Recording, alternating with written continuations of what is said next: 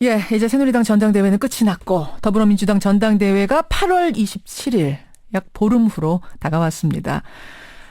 더민주 전당대회 여러 가지 쟁점들이 있습니다만 새누리당의 신임 대표가 호남 출신 이정현 대표로 정해지면서 쟁점이 하나 더 늘었죠. 왜냐? 이정현 대표는 자신이 호남에서 유일하게 의원으로 당선됐듯이 대선에서도 호남표를 가져오겠다 이렇게 장담하고 있기 때문입니다. 지난 대선에서 야당의 지지 기반이었던 호남, 이 호남을 사수해야 하는 임무가 더민주 대표에게, 신임 대표에게 하나 더 주어진 셈입니다. 자, 더불어민주당의 당대표 후보 김상곤, 이종걸, 추미애 이 세 후보 가운데 오늘은 추미애 후보부터 직접 만나보죠. 추미애 후보님 안녕하세요. 네, 안녕하세요. 예, 전당대회 한 2주 앞으로 다가왔는데 어떻게 네. 분위기 판세 괜찮습니까? 네네. 사실 변화의 바람이 온몸으로 느껴지고 있는 그런 상황입니다. 더 이상은 분열하지 말아달라, 통합해달라. 예. 또 더 이상 흔들려서는 안 되고 강단 있게 해야 된다. 또 더 이상 패배해서도 안 된다. 꼭 필승해달라. 그래서 강단, 통합, 필승의 적임자. 저 추미애 바람이 현장에서 세게 불고 있습니다. 강단, 통합, 필승이라고 하셨어요? 네. 강단, 통합, 필승의 추미애. 네. 근데 이종걸 후보는 말이에요. 이런 네. 말씀하셨더라고요. 네. 원래 2강이라고 했던 후보가 송영길, 추미애 후보인데 지금은 네. 되려 이분들이 이 약이 됐다. 송 후보는 이미 떨어졌고 추 후보도 약체가 됐다. 이런 말씀하시던데요. 네, 그게 이제 본인 주장이시고요. 네. 본인 주장이십니까? 여전히 네. 강이십니까? 저에게 부는 바람 현장에서 제가 발을 뗄 수 없을 정도이고요. 계속 같이 사진 찍고 예. 필승을 외쳐주시고 예. 잘해달라고 하시고 그런 분위기입니다. 알겠습니다. 이거는 이종걸 네. 후보 다음에 나오셨을 때 또 여쭙기로 하고요. 제가 앞으로 나오실 후보들께 다 드릴 질문입니다만 네. 왜 내가 지금 이 시점에 당대표가 돼야 하는가, 더민주를 네. 이끌어야 하는가 답 네. 주시죠. 네. 우리 당 오래 지켜오신 원로 당원분께서 이렇게 말씀 주셨습니다. 저에게 전화 주셔서 예. 오늘날 더불어민주당의 명맥을 잇게 해준 사람이 추미애 아니냐, 고맙다. 그리고 추미애가 바보가 아니고 엄지와 양지를 구분 못하던 그런 사람이 아니지 않느냐. 언제나 당이 힘들 때 좌고우면 하지 않고 엄지에 서서 묵묵히 일을 해왔다. 그래서 추미애가 당대표 돼야 되는 건 의무이다. 꼭 해내라. 열심히 최선을 다해달라. 그렇게 말씀하셨습니다. 예. 그분의 당부처럼 저의 각오이기도 합니다. 예. 두 번의 승리 제가 추다르크가 됐고 돼지 엄마가 됐을 때 이끌어냈습니다. 또 두 번의 실패 왜 실패했는지 온몸으로 느낀 경험 있는 사람은 저밖에 없습니다. 알겠습니다. 네. 예, 그런 의미에서 지금 이 시점에 내가 돼야 하는 이유. 근데 어제 그 합동 연설회 현장에서도 잠깐 이 얘기가 나온 걸로 압니다만, 네네. 좀 아픈 질문. 추미애 의원한테 늘 주홍 글씨처럼 따라 붙는 게 있죠. 바로 노무현 탄핵. 네. 김상곤 후보는 추 후보가 노 전 대통령 탄핵에 찬성표 던진 것을 비판하면서 이런 말을 했습니다. 그동안의 갈등과 분열 정치에 책임이 남아있다. 낡은 정치에 잔재가 남아있는 후보다. 뭐라고 답하시겠습니까? 네. 노무현 대통령 탄핵은 분명 잘못한 것이고 제 정치 인생 중에 가장 큰 실수고 과오입니다. 진심으로 여러 차례 사과했지만 아무리 사과한다 해도 어디 그게 갚아지겠습니까? 또 그 당시에 삼보일배로 사죄도 국민께 드렸는데요. 예. 그 후로 제가 그 정치와 절연한 채 멀리 떠나 있을 때 예. 대통령님이 3번씩이나 사람을 보내서 장관직 제의를 하셨습니다. 노무현 그러면서, 대통령께서? 네. 그러면서 꼭 안부를 물어주셨어요. 무릎 아프지 않냐, 괜찮냐, 언제 돌아올 거냐, 그렇게 말씀을 주셨는데요. 예. 사실 이제 그런 상호 간에 이 지지 세력 상호 간에 있는 서로를 향한 분노와 분열의 상처 아직 남아 있습니다. 저는 이번 기회에 온몸을 바쳐 통합으로 갚아야 될 강한 책무를 느낍니다. 오히려 빚이다. 그것을 갚아야 한다. 네. 이런 말씀. 네. 네. 또 한 가지는 네. 잃어버린 호남 민심을 더민주의 어떤 후보가 대표가 돼야 찾아올 수 있을까? 이 부분인데요.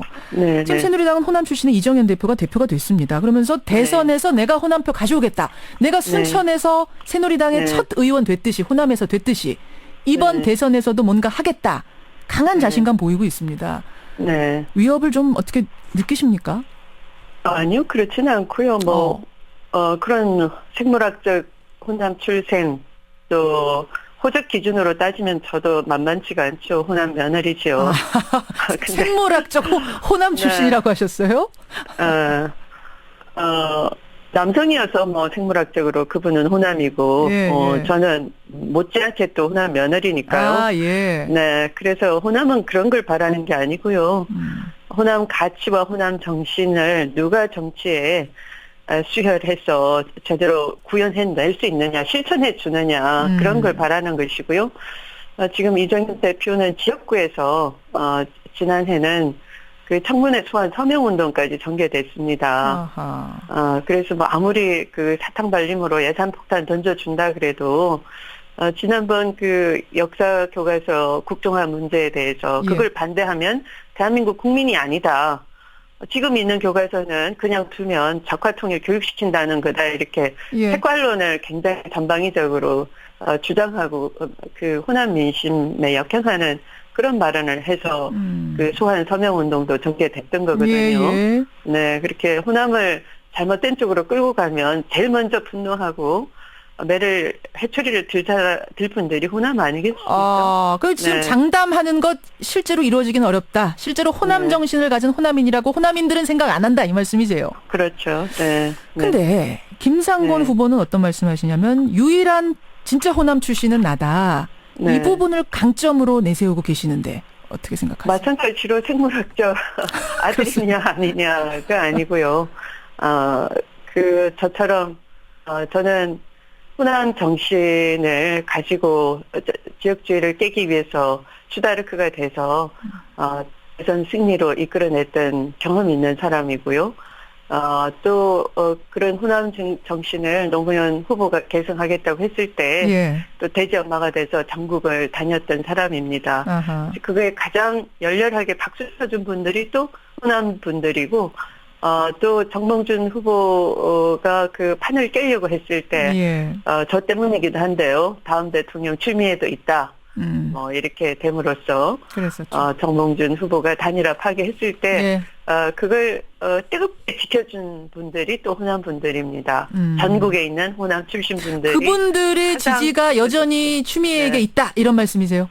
네, 그래서 그런 호남 열패감을 극복해내고 대선 승리에 자신감을 불어넣어줄 수 있는 적임자는 바로 저다 이렇게 말씀드립니다. 알겠습니다. 아마 지금 호남 청취자들이 많이 듣고 계세요. 문자 좀 받아보는 것도 좋을 것 같고 이 부분에 대해서는 더민주 당대표 후보에 나선 추미애 의원 좀 만나고 있습니다.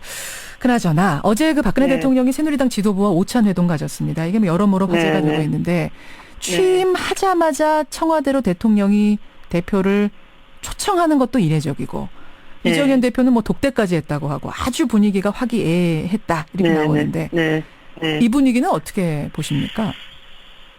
너무 국민들은 고통을 느끼고 있고요. 또 민생이 절규하고 있고 에어컨 민심이라는 게 그런 거 아닙니까? 전기료 폭탄 맞아 죽거나 더위에 죽거나 마찬가지니 에어컨 바람이나 실컷 쐬자. 그러는 정도 아니겠어요? 예.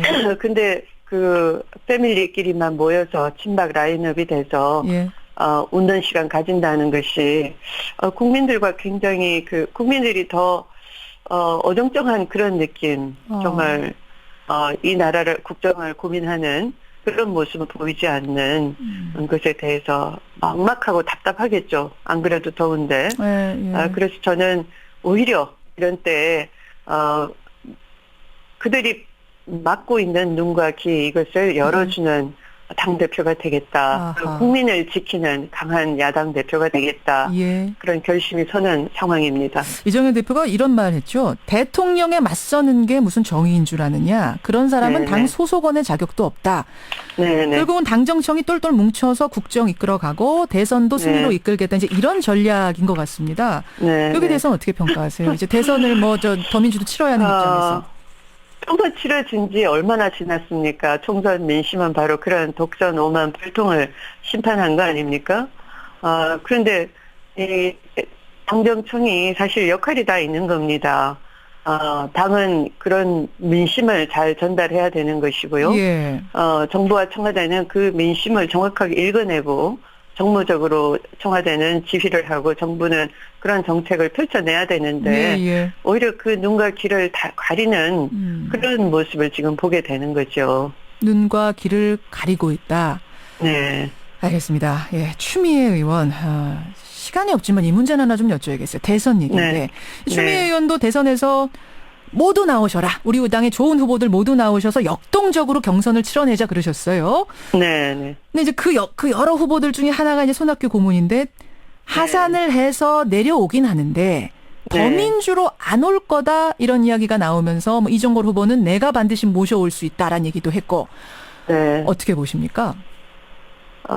저는 손학규 고문님은 우리 당의 상임 고문이시고 또 주요 대선 주자이시고 저녁이 있는 삶이라는 그분의 캐치프레이즈처럼 정치 철학이 우리 당에 녹여 있고 우리 당과 가장 맞는 후보이십니다. 그래서 이미 수년 전에 우리 당에 건너오셨어요. 예, 우리 예. 당과 당신의 정치 철학이 일치하기 때문에 그래서 정치 철학을 같이 공유할 수 있는 우리들을 다시 떠난다 이런 건 상상조차 할 수가 없습니다. 상상조차 할 수가 없다. 네. 아니, 네. 여기선 더민주 쪽에선 상상할 수 없지만 손학규 고문 입장에선 상상할 수 있는 거 아닌가요? 제가 잘 모시도록 하겠습니다.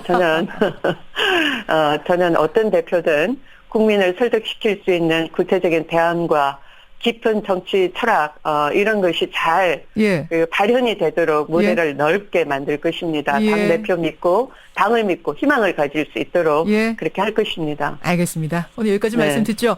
선의의 네. 경쟁 부탁드립니다. 고맙습니다. 네, 고맙습니다. 좋은 하루 되십시오. 예, 더민주의 당대표 후보들 차례로 만나겠습니다. 오늘 추미애 후보였습니다.